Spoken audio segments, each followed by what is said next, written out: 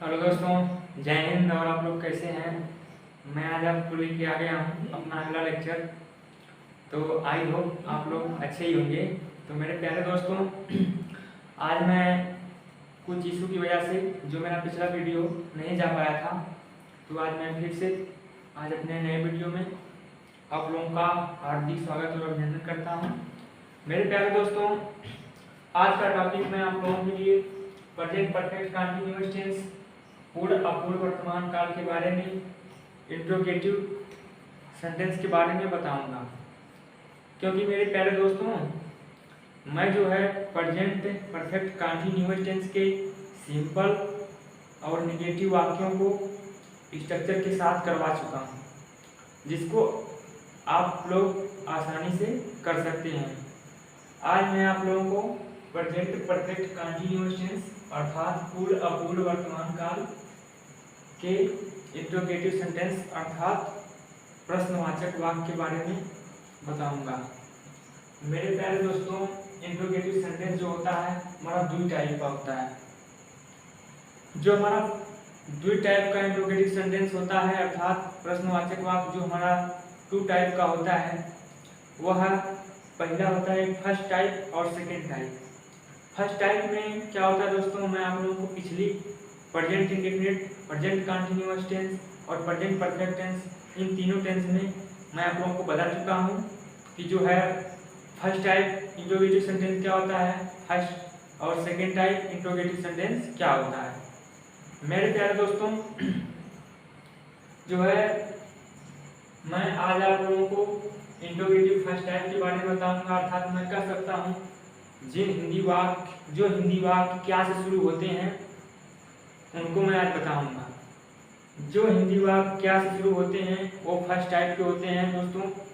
अगर इंग्लिश में पहचाने तो जो हमारी हेल्पिंग वर्ब से इंग्लिश सेंटेंस प्रारंभ होते हैं वो इंट्रोगेटिव फर्स्ट टाइप कहलाते हैं। रही सेकेंड टाइप की बात, जो हमारा इंट्रोगेटिव सेकेंड टाइप अर्थात प्रश्नवाचक सेकेंड टाइप का वाक्य होता है, उसमें जो हमारा हिंदी वाक्य होता है क्या से नहीं शुरू होता है, बल्कि उस सेंटेंस के बीच में कहीं भी हमारा जो है क्यों, कहाँ, कब, कैसे, कितना, कितनी, ये सब आता है तो हम जानेंगे कि यह इंट्रोगेटिव सेकेंड टाइप है। तो मेरे प्यारे दोस्तों, इंट्रोगेटिव फर्स्ट टाइप आप पहचान लेंगे यदि हिंदी वाक्य क्या से शुरू होता है तब। यदि हिंदी वाक्य के बीच में कहीं प्रश्नवाचक वाक्य आता है तब आप पहचानेंगे कि यह इंट्रोगेटिव सेकेंड टाइप है। ये तो हिंदी वाक्य की पहचान हो गई। और वैसे भी इंग्लिश वाक्य में होता है, यदि हमारा वाक्य इंग्लिश में हेल्पिंग वर्ब से प्रारंभ होता है तो जो है और अंतिम में क्वेश्चन मार्क लगा होता है। यदि हमारा वाक्य हेल्पिंग वर्ब से शुरू होता है और अंतिम में क्वेश्चन मार्क लगा होता है, वो होता है हमारा इंट्रोगेटिव फर्स्ट टाइप। यदि सेकेंड टाइप की बात करें दोस्तों, जो हमारा इंट्रोगेटिव सेकेंड टाइप होता है उसमें जो हमारी WH फैमिली होती है, अर्थात हम कह सकते हैं WH फैमिली में कौन कौन आते हैं, why, who, where, when, why, how many, how much, ये सब जो है WH फैमिली, यही पहले हमारी आती है इंग्लिश सेंटेंस में। इसके बाद हमारी हेल्पिंग वर्ब आती है। तो यदि हमारे WH फैमिली पहले, फिर इसके बाद हेल्पिंग वर्ब आती है तुरंत और अंतिम में क्वेश्चन मार्क लगा होता है, यह हमारा इंट्रोगेटिव सेकेंड टाइप होता है। इस प्रकार से आप वाक्यों की पहचान कर सकते हैं दोस्तों, इंट्रोगेटिव फर्स्ट टाइप और सेकेंड टाइप। तो मैं आप लोगों को इस समय इंट्रोगेटिव सेंटेंस जो प्रश्नवाचक वाक्य होता है फर्स्ट टाइप का, इसके बारे में बताऊंगा, इसका स्ट्रक्चर बताऊंगा। इसका रोल तो मैं आप लोगों को अपने पिछले लेक्चर में बता चुका हूँ। तो मेरे प्यारे दोस्तों, इसमें जो हमारा होती है इसकी बनावट अर्थात स्ट्रक्चर हम कह सकते हैं। इंट्रोगेटिव सेंटेंस यदि आपको हिंदी वाक्य दे दिया जा रहा है तो आप उसका इंग्लिश कैसे बताएंगे। मेरे प्यारे दोस्तों, आप लोगों को मैं हिंदी वाक्यों को इंग्लिश में ट्रांसलेट करने के लिए बता रहा हूँ। यदि आपको इंग्लिश वाक्य दे दिया जाएगा और कहा जाएगा कि आप हिंदी वाक्य बनाओ तो आप उसे कैसे बनाएंगे। मैं यह चीज़ आपको टेंस खत्म करने के बाद मैं आप लोगों को एक चीज़ बताऊंगा। यदि आपको इंग्लिश सेंटेंस दे दिया जाएगा तो उसकी हिंदी कैसे बनाएंगे। तो अभी वो तो बात की चीज़ है, पहले आपको मैं हिंदी से इंग्लिश बताने के लिए जो है सिखा रहा हूँ, आप लोग इसको सीख जाएंगे, उसको सीखने में क्षण भर नहीं लगेगा। तो मेरे प्यारे दोस्तों, यहाँ पे इंट्रोगेटिव सेंटेंस अर्थात प्रश्नवाचक वाक्य फर्स्ट टाइप के बारे में बात करेंगे। यहाँ पे जैसे दिया गया है स्ट्रक्चर या बनावट, तो हमारा जो इंट्रोगेटिव होता है, इंट्रोगेटिव सेंटेंस फर्स्ट टाइप का होता है, वह प्रेजेंट परफेक्ट कंटीन्यूअस टेंस में उसकी हेल्पिंग वर्ब जो होती है हैज और हैव होती है। जो उसकी हेल्पिंग वर्ब होती है हैज हैव नहीं होती, सॉरी हैज हैव नहीं होती, हैज बीन और हैव बीन होती है। जो हमारा प्रेजेंट परफेक्ट कंटीन्यूअस टेंस होता है, इसकी जो हेल्पिंग वर्ब होती है हैज बीन और हैव बीन होती है। इससे समझिए, ठीक है।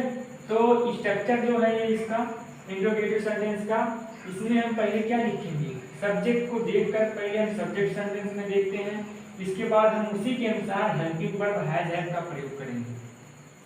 मैं आपको कई बार बताया होगा कि जो हमारा सिंगुलर सब्जेक्ट होगा उसके साथ हमारा हैज लगेगा, और जो हमारा प्लूरल सब्जेक्ट है उसके साथ हमारा हैव लगेगा। तो आप लोग ये भी जानते होंगे सिंगुलर सब्जेक्ट और प्लूरल सब्जेक्ट के बारे में। सिंगुलर सब्जेक्ट हमारा होता है ही, सी, इट और किसी का name. Plural subject you, we, I, they और कोई प्लूरल नंबर हो जाएगा। तो आप लोग सिंगुलर सब्जेक्ट के साथ हैज का प्रयोग करेंगे और प्लूरल सब्जेक्ट के साथ हैव का प्रयोग करेंगे। फिर इसके बाद हमारा नंबर आएगा सब्जेक्ट का। सब्जेक्ट के देख के ही, सब्जेक्ट को देखकर ही हम हैज हैव का प्रयोग कर लेंगे। इसके बाद हम सब्जेक्ट लिखेंगे, इसके बाद नॉट यदि हमारा सेंटेंस इंट्रोगेटिव के साथ साथ नेगेटिव भी है तो वहां हम नॉट का प्रयोग अवश्य करेंगे। ठीक है दोस्तों, तो नॉट का भी प्रयोग कर लेंगे।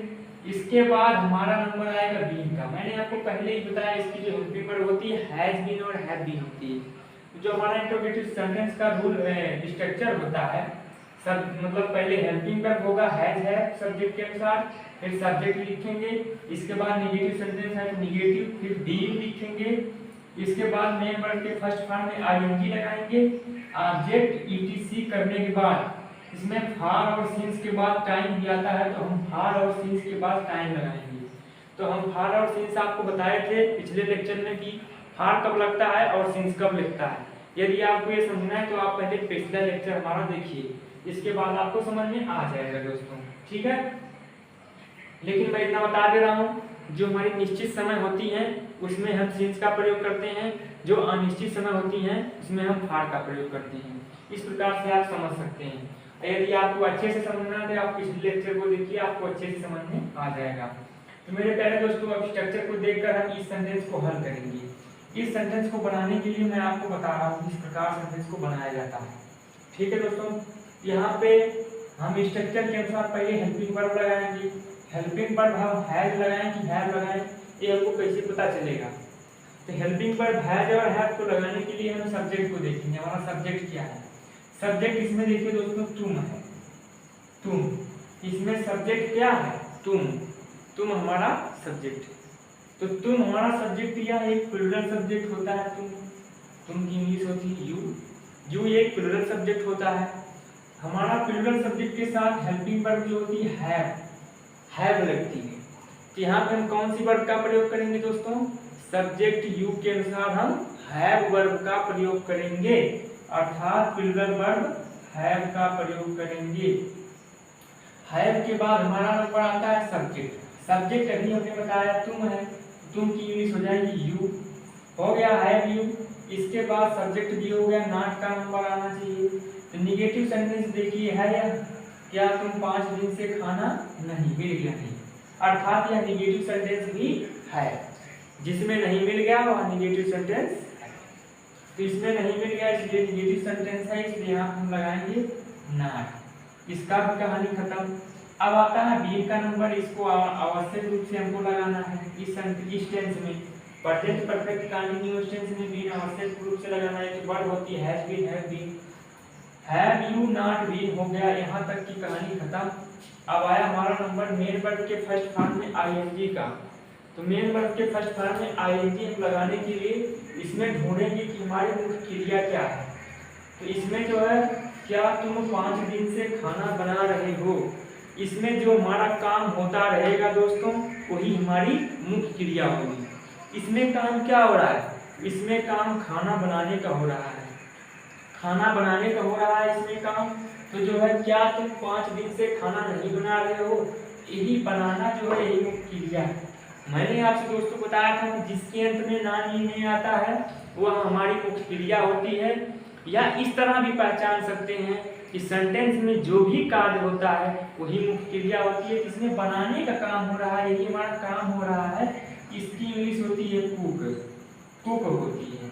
मैंने आपको यहाँ पे लिखवाया है कि मेन वर्ब के फर्स्ट फॉर्म में आईएनजी फॉर्म, ये तो हमारी मुख्य क्रिया हो गई बनाना की इंग्लिश, लेकिन इसमें हम लगाएंगे आईएनजी फॉर्म ना, क्योंकि मेन वर्ब का फर्स्ट फॉर्म तो हो गया था कुक, लेकिन इसमें आईएनजी जोड़ना है स्ट्रक्चर के आधार पे, तो यहाँ हम आईएनजी लगा देंगे। इसके बाद हमारा नंबर आता है ऑब्जेक्ट का, तो हम इसमें ढूंढेंगे ऑब्जेक्ट है, हाँ ऑब्जेक्ट है, खाना इसमें ऑब्जेक्ट है।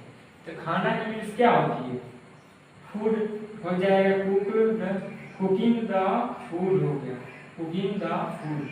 Have you not been cooking the food, ये हो गया ऑब्जेक्ट। ईटीसी मतलब इसके बाद भी कुछ बचा है क्या, तुम इसका हो गया, इसका हो गया, 5 दिन से बचा है तो सबसे लास्ट में होता है। खाना हो गया, सब कुछ हो गया और बचा है टाइम हमारी। अब टाइम के पहले हमने यहाँ बताया था ऑब्जेक्ट होने के बाद ईटीसी लगाएंगे यदि वाक्य में है तो। ईटीसी, ईटीसी का मतलब होता है ऑब्जेक्ट को छोड़कर जो कुछ भी बचता है वो ओटीसी में आता, ईटीसी में आता है, एक्सेट्रा में आता है। तो इसको लिखते हैं, इसमें कुछ बचा भी नहीं है। इसके बाद फॉर और सिंस का प्रयोग करेंगे दोस्तों। तो हमारे निश्चित समय के लिए हमने अभी बताया सिंस का प्रयोग होता है और अनिश्चित समय के लिए हम फॉर का प्रयोग करते हैं। तो इसमें हमारी निश्चित समय है कि अनिश्चित समय, चलिए देखते हैं। इसमें दिया है 5 दिन से, 5 दिन हमारा निश्चित समय नहीं है, 5 दिन हमारा निश्चित समय नहीं है। इसको समझना है तो पिछले लेक्चर को देखिए, आपको अच्छे से समझ में आ जाएगा। तो इसमें जो हमारा 5 दिन है या एक अनिश्चित समय है, और अनिश्चित समय के लिए हम फॉर का प्रयोग करते हैं, यहाँ लिख दे रहे हैं फॉर का प्रयोग अनिश्चित के लिए करते हैं, ठीक है, और सिंस का प्रयोग निश्चित के लिए करते हैं, सिंस का प्रयोग निश्चित के लिए करते हैं। तो फॉर और सिंस का प्रयोग हम इस प्रकार से करते हैं। तो इसमें 5 दिन से है तो 5 दिन के लिए हम फॉर का प्रयोग करेंगे। इसके बाद फॉर के बाद हम समय लगाएंगे 5 डेज, ये हो जाएगा 5 डेज। तो इस प्रकार से हम इसके सेंटेंस को करेंगे और क्वेश्चन मार्क लगाएंगे। ये हो गया हमारा ऐसा केस। चलिए दोस्तों अगले सेंटेंस पे चलते हैं। क्या हम तुम्हें एक कलम सोमवार को नहीं दे रहे हैं, क्या हम तुम्हें एक कलम सोमवार को नहीं दे रहे हैं। इसमें आप सब्जेक्ट को देखिए, उसके हिसाब से पहले वर्ब लगाइए। इसमें हमारा सब्जेक्ट हम है, हम की इंग्लिश होती है वी, जबकि वी एक प्लूरल सब्जेक्ट है, इसलिए हमारी वर्ब भी लगेगी प्लूरल, अर्थात हैव वर्ब का प्रयोग होगा। तो यहाँ पे होगा प्रयोग हैव वर्ब का। हैव वर्ब के बाद हम यहाँ पे सब्जेक्ट का प्रयोग करते हैं, सब्जेक्ट हम है, हम की इंग्लिश हो जाएगी वी। इसके बाद देखेंगे नॉट है सेंटेंस में, हाँ नॉट है, नहीं है, नहीं है इसलिए नॉट का भी प्रयोग करेंगे। इसके बाद बी का नंबर आवश्यक रूप से लगाना है, बी हो गया, चलिए ठीक है। इसके बाद आता है मेन वर्ब का फर्स्ट फॉर्म में आईएनजी। इसमें क्या काम हो रहा है, देने का काम हो रहा है ना। देने की इंग्लिश क्या होती है, गिव, गिव गिव GIVE होती है, और इसमें आईएनजी लगाएंगे क्योंकि वर्ब है, यहाँ ई हट के आईएनजी लगा देंगे, ई हटा के आईएनजी लगा देंगे, हो जाएगा giving. Have we not been giving, ये हो गया। इसके बाद ऑब्जेक्ट का नंबर आता है, ये भी हो गया। तो ऑब्जेक्ट का नंबर आता है। ऑब्जेक्ट इसमें 2 प्रकार है, अच्छे देखिए, एक कलम है, एक तुम्हें है। एक से डायरेक्ट ऑब्जेक्ट है, एक से इनडायरेक्ट ऑब्जेक्ट। मैं आपको बताया हूँ ऑब्जेक्ट 2 प्रकार का होता है। तो हम पहले इनडायरेक्ट ऑब्जेक्ट को लिखते हैं। इनडायरेक्ट ऑब्जेक्ट जो सजीव चीजें होती हैं वह इनडायरेक्ट में आती हैं, जो निर्जीव चीजें होती हैं वह डायरेक्ट में आती हैं। तो हमारा जो इसमें तुम्हें है, तुम्हें कोई लड़का ही होगा या लड़की होगी, यह सजीव लग रही है, इसको हम इनडायरेक्ट कहेंगे, और जो है निर्जीव चीज है इसको डायरेक्ट ऑब्जेक्ट कहेंगे। तो हमारा जो तुम्हें है, तुम्हें की इंग्लिश होती है यू, ऑब्जेक्टिव केस भी इसका यू होता है। तो यहाँ पे हम यू लगाएंगे, पहले इनडायरेक्ट ऑब्जेक्ट लगा देते हैं, यू हो जाएगा। Have we not been giving you, इसके बाद डायरेक्ट ऑब्जेक्ट लगा दे रहे हैं ए पेन, हो गया a pen. Have we not been giving you a pen, ये हो गया दोस्तों। इसके बाद ऑब्जेक्ट भी हो गया, इस सेक्टर में कुछ बचा नहीं होगा। अब इसके बाद हमारा नंबर आता है टाइम का। टाइम हमारा सोमवार, बोला सोमवार को दे रहे नहीं दे रहे, सोमवार एक निश्चित समय है, निश्चित समय के लिए हम सिंस का प्रयोग करते हैं। अब सिंस के बाद हम लगा देंगे मंडे, मंडे हम लिखेंगे कैपिटल, दिन के नाम को कैपिटल से लिखते हैं, यहाँ क्वेश्चन मार्क हो जाएगा। ये हो गया दोस्तों। फिर अगला सेंटेंस है, क्या वे 2002 से स्कूल जा रहे हैं? क्या वे 2002 से स्कूल जा रहे हैं? इसमें जो है हमारा सब्जेक्ट क्या है? वे है। वे भी एक प्लूरल सब्जेक्ट है, वे की इंग्लिश होती है दे। दे भी एक प्लूरल सब्जेक्ट है, इसलिए दे के अनुसार हम वर्ब जो लगाएंगे, यहाँ हेल्पिंग वर्ब हैव लगाएंगे, यहाँ हैव लगाएंगे, हो जाएगा हैव। इसके बाद हमारा किसका नंबर आता है? सब्जेक्ट का। सब्जेक्ट वे है, वे की इंग्लिश क्या हो जाएगी? दे। सब्जेक्ट वे की इंग्लिश हो जाएगी दे। इसके बाद नंबर आता है नॉट का। नॉट है, इस नहीं आया, कहीं नहीं आया, नेगेटिव सेंटेंस नहीं है, इसलिए नॉट का प्रयोग नहीं होगा। इसके बाद हमारा नंबर आता है बीन का। नॉट नहीं है तो बीन लगाएंगे। इसके बाद मेन वर्ब के फर्स्ट फॉर्म में आईएनजी, मेन वर्ब इसमें जाने का काम हो रहा है, जाने की इंग्लिश है गो, गो में आईएनजी लगा देंगे, हो जाएगा गोइंग। क्या हो गया? Have they been going, have they been going. इसके बाद ऑब्जेक्ट के बाद ईटीसी कुछ बचा है? हाँ बचा है, ईटीसी में स्कूल बचा है, क्या हो जाएगा? गो के साथ हमेशा टू लगता है, इसलिए गोइंग टू हो जाएगा स्कूल, हो गया गोइंग टू स्कूल। अब टाइम बची होगी 2002 से, 2002 एक निश्चित समय है, इसलिए यहाँ सिंस का प्रयोग करेंगे। सिंस के बाद 2002 लिख देंगे, तो हम यहाँ इसमें 2002 लिख दे रहे हैं, आप लोग लिख देना 2002, ठीक है। Have they been going to school since 2002। इस प्रकार से हम दो सेंटेंस को लगाएंगे। ये हो गया हमारा इंट्रोगेटिव फर्स्ट टाइप का सेंटेंस। आपको मैं ऐसे सरल तरीके से बताता हूँ, जिससे आप एक ही दो एग्जाम्पल को मैं अगर आपको अच्छे से समझा देता हूँ, आप उसके आधार पे हर एक सेंटेंस को आसानी से कर सकते हैं, ठीक है दोस्तों। तो इसको मुझे रब करना है और फिर मैं आपको बता। हाँ तो दोस्तों, मैं आप लोगों को यहाँ पे प्रेजेंट परफेक्ट कंटीन्यूअस टेंस का जो इंट्रोगेटिव सेंटेंस था फर्स्ट टाइप, आपको उसका स्ट्रक्चर और एग्जाम्पल करवा चुका हूँ। मैं अब आप लोगों को इंट्रोगेटिव सेंटेंस प्रश्नवाचक वाक्य सेकेंड टाइप का बताऊंगा, जिसका जो है स्ट्रक्चर और एग्जाम्पल बताऊंगा। जैसे इसका स्ट्रक्चर होता है दोस्तों, क्वेश्चन वर्ड पहले हम लिखेंगे और सब इंट्रोगेटिव फर्स्ट की तरह रूल होगा। इसमें क्वेश्चन वर्ड खाली पहले लिखेंगे, जो हमारा क्वेश्चन वर्ड होता है why, where, how, who, how much, how many, when, ये सब जो क्वेश्चन वर्ड होते हैं, वो सब जो क्वेश्चन वर्ड होते हैं उसको हम सर्वप्रथम लिखते हैं। इसके बाद हम हेल्पिंग वर्ब हैव लगाते हैं सब्जेक्ट को देखते हुए, फिर सब्जेक्ट लगाते हैं, फिर अगर नेगेटिव सेंटेंस है तो नॉट का प्रयोग, फिर बीन, फिर मेन वर्ब के फर्स्ट फॉर्म में आईएनजी, फिर ऑब्जेक्ट ईटीसी प्लस फॉर और सिंस के साथ टाइम का प्रयोग करते हैं। इसी प्रकार से हम इसके एग्जाम्पल की शुरुआत करते हैं। तो इसमें जो हमारा क्वेश्चन वर्ड होगा इसको सर्वप्रथम लिखा जाएगा और इंट्रोगेटिव फर्स्ट की तरह सब कुछ रूल पीछे लगेगा। इसमें हमने आपको बताया कि जो इंट्रोगेटिव सेंटेंस सेकेंड टाइप का होता है, उसकी हिंदी वाक्य जो होते हैं वो क्या से नहीं शुरू होते हैं, बल्कि जो क्वेश्चन वर्ड होता है वो सेंटेंस के बीच में आता है। जैसे इसमें देखो, तुम हमें क्यों नहीं एक सप्ताह से पढ़ा रहे हो। अब देखो इसमें जो क्यों है, यह सेंटेंस के बीच में आया, या एक क्वेश्चन वर्ड होता है क्यों, यह सेंटेंस के बीच में। अगला सेंटेंस में देखिए, जैसे मैं उसे क्या 1 जनवरी से क्या सिखा रहा हूँ, इस तरह से रहेगा सेंटेंस, थोड़ा मिस्टेक हो गया था। मैं उसे 1 जनवरी से क्या सिखा रहा हूँ, देखिए यहाँ पे क्या बीच में आया, इसलिए आया इंट्रोगेटिव सेकंड टाइप का है। अगर क्या पहले आ जाता तो इंट्रोगेटिव फर्स्ट टाइप का हो जाता। अब अगला सेंटेंस है, वह हमें 2 बजे से क्यों बुला रहे हैं। आप देखिए यहाँ पे क्यों जो आया है सेंटेंस के बीच में आया है। तो ये जो सेंटेंस के बीच में आते हैं इनसे पता चलता है कि ये हमारे इंट्रोगेटिव सेकंड टाइप के जो है वाक्य हैं। अब इनको हम हल करने का प्रयास करते हैं, ठीक है दोस्तों। तो जैसे यहाँ पे क्वेश्चन वर्ड सर्वप्रथम लिखा गया है, जिसको हम भी सर्वप्रथम लिखेंगे। तुम हमें क्यों नहीं 1 सप्ताह से पढ़ा रहे हो, इसमें हमारा क्वेश्चन वर्ड क्यों है। क्यों की इंग्लिश होती है व्हाई, स्ट्रक्चर क्या है, व्हाई को हम सर्वप्रथम लिखेंगे, हो जाएगा व्हाई। इसके बाद हमारा हेल्पिंग वर्ब हैज है, इसमें सब्जेक्ट हमें है नहीं, ये तो ऑब्जेक्ट है। इसमें सब्जेक्ट हमारा जो है, इसमें हमारा जो सब्जेक्ट है वह तुम है, सब्जेक्ट तुम है। तुम की इंग्लिश यू, यू के साथ प्लूरल वर्ब हैव का प्रयोग होता है। यहाँ हो जाएगा हैव, पहले क्वेश्चन वर्ड हुआ। हेल्पिंग वर्ब हैज है में से सब्जेक्ट के अनुसार, तो हम यहाँ हैव लगा दिए, सब्जेक्ट यू था, यू के साथ हमारी हैव वर्ब अर्थात प्लूरल वर्ब लगती है। इसके बाद हमारा सब्जेक्ट नंबर आता है, सब्जेक्ट हमारा तुम है, तुम की इंग्लिश यू हुई।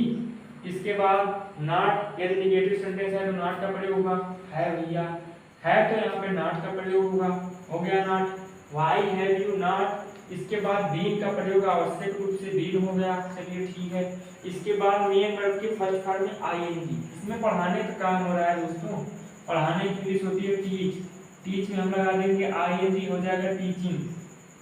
Why have you not been teaching, इसके बाद इतना होने के बाद ऑब्जेक्ट का प्रयोग, ऑब्जेक्ट इसमें हमें है, अभी मैंने आपको पहले बताया जो हमें है यह ऑब्जेक्ट है, ऑब्जेक्ट यहाँ पे आ जाएगा हमें, हमें की इंग्लिश होती है अस, ऑब्जेक्टिव केस में अस, हो गया यहाँ पे अस, क्या हो गया अस। इसके बाद ईटीसी में कुछ नहीं बचा, इसके बाद टाइम बचा एक सप्ताह से, एक सप्ताह हमारा अनिश्चित समय है, इसलिए यहाँ पे हम फार का प्रयोग करेंगे। इसके पहले फार होने के बाद हमारा टाइम हो जाएगा, टाइम क्या है एक सप्ताह हो जाएगा, for a week, WEEK question mark भी लगेगा। क्या होगा, why have you not been teaching us for a week, तुम हमें क्यों नहीं एक सप्ताह से पढ़ा रहे हो, इसका यही होगा। इसके बाद अगला सेंटेंस में चलते हैं, मैं उसे 1 जनवरी से क्या सिखा रहा हूँ, मैं उसे 1 जनवरी से क्या सिखा रहा हूँ। इसमें क्या है हमारा क्वेश्चन वर्ड, क्वेश्चन वर्ड हमारा क्या बीच में आया, क्या इंग्लिश होती है व्हाट, व्हाट को हम पहले लिखेंगे, हम किसके अनुसार लिखेंगे, हम स्ट्रक्चर के अनुसार क्वेश्चन वर्ड को पहले लिखेंगे, हो गया व्हाट। इसके बाद सब्जेक्ट हेल्पिंग वर्ब का नंबर आता है, हेल्पिंग वर्ब हैज है में से क्या लगाएं, आप ही बताओ क्या लगाएं, हैज है में से कुछ पता चला, नहीं चलेगा। हम सब्जेक्ट को देखेंगे, सब्जेक्ट हमारा जैसा रहेगा उसी के हिसाब से हमारी हेल्पिंग वर्ब अर्थात सहायक क्रिया का प्रयोग होगा। इसमें हमारा सब्जेक्ट है मैं हमारा प्लूरल सब्जेक्ट है, आई हमारा प्लूरल सब्जेक्ट है, इसके साथ हमारी वर्ब कौन सी लगेगी दोस्तों, हैव लगेगी। हैव एक प्लूरल वर्ब है, प्लूरल सब्जेक्ट आई के साथ हैव लगेगी। व्हाट हैव आई हो जाएगा सब्जेक्ट, इसके बाद नेगेटिव सेंटेंस है तो नॉट का प्रयोग होगा, अन्यथा नहीं होगा। तो यह नेगेटिव सेंटेंस है ही नहीं, इसलिए यहाँ पे नॉट का प्रयोग नहीं होगा, वंचित हो जाएगा नॉट, हो गया व्हाट हैव आई। इसके बाद लगाएंगे बीन जब नॉट नहीं है तो। इसके बाद मुख्य क्रिया इसमें सिखाने का काम हो रहा है, सिखा रहा है, सिखाने की इंग्लिश होती है क्या, लर्न, लर्न की इंग्लिश होती है सिखाना। तो वैसे भी लर्न माने होता है सीखना, सिखाना नहीं होता। लर्न माने होता है सीखना अर्थात याद करना, स्वयं याद करना। सिखाने की इंग्लिश टीच ही होती है, टीच माने पढ़ाना या सिखाना, इसलिए यहाँ पे हम टीच का प्रयोग कर लेंगे। जबकि लर्न जो होता है यह याद करना, खुद के लिए लर्न का प्रयोग होता है, तो यहाँ हो जाएगा टीच। टीच में हम लगा देंगे आईएनजी फॉर्म, हो गया टीचिंग।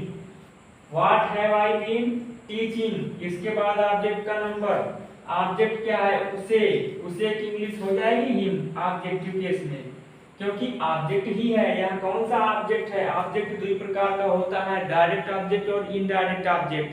तो इसमें उसे क्या है, यह एक इनडायरेक्ट ऑब्जेक्ट है। मैंने तो आपको पहले ही बताया कि जो हमारा इनडायरेक्ट ऑब्जेक्ट होता है वो सजीव चीजें होती हैं, तो हमारा इनडायरेक्ट ऑब्जेक्ट होता है।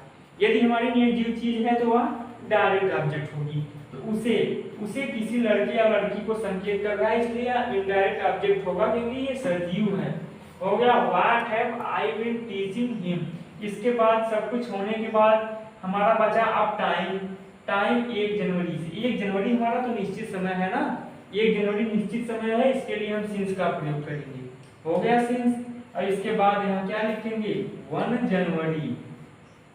1 जनवरी, जनवरी की स्पेलिंग क्या होती है, JANUARY, हो गया जनवरी। इसके बाद क्वेश्चन मार्क, ठीक है।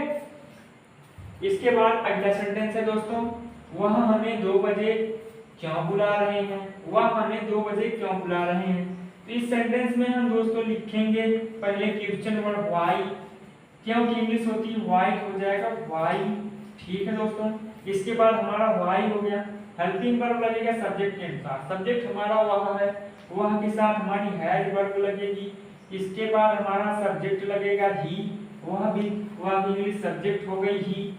व्हाई हैज ही, इसके बाद नेगेटिव सेंटेंस नहीं है तो नॉट का प्रयोग नहीं होगा। इसके बाद बीन का नंबर आता है तो हो गया बीन, जगह नीचे कम है इसलिए ऊपर लिख रहे हैं, समझ में आ रहा है।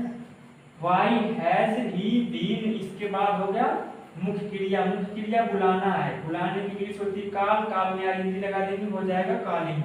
Why has he been calling, why has he been calling. इस बार ऑब्जेक्ट हमें है, हमें की इंग्लिश होती है अस, हो गया ऑब्जेक्ट। यह इनडायरेक्ट ऑब्जेक्ट है हमें, ठीक है ना, वह हमें 2 बजे क्यों बुला रहे हैं, why has he been calling अस।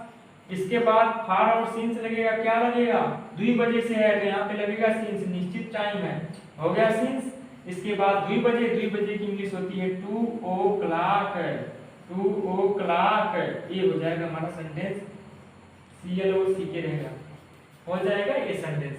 तो मेरे प्यारे दोस्तों इसी प्रकार से आप जो है प्रेजेंट परफेक्ट कंटीन्यूअस टेंस के इंट्रोगेटिव फर्स्ट टाइप और सेकंड टाइप के वाक्यों को आसानी से हल कर लेंगे यदि हमारे वीडियो को आप लोग ध्यानपूर्वक देखे होंगे। मैंने आपको 3 सेंटेंस बताए इंट्रोगेटिव फर्स्ट टाइप में और 3 सेंटेंस मैंने आपको बताया इंट्रोगेटिव सेकंड टाइप में। यदि आपने अच्छे से देखा होगा तो आई होप, आई अंडरस्टैंड तुम अच्छे से कोई भी सेंटेंस कर सकते हो, you can do all question easily. ठीक है दोस्तों, तो मैं आज अपनी क्लास यहीं पे फिनिश करना चाहता हूं दोस्तों, और मैं आपसे अगले वीडियो में मिलूंगा तो पास्ट के साथ मिलूंगा। जय हिंद दोस्तों।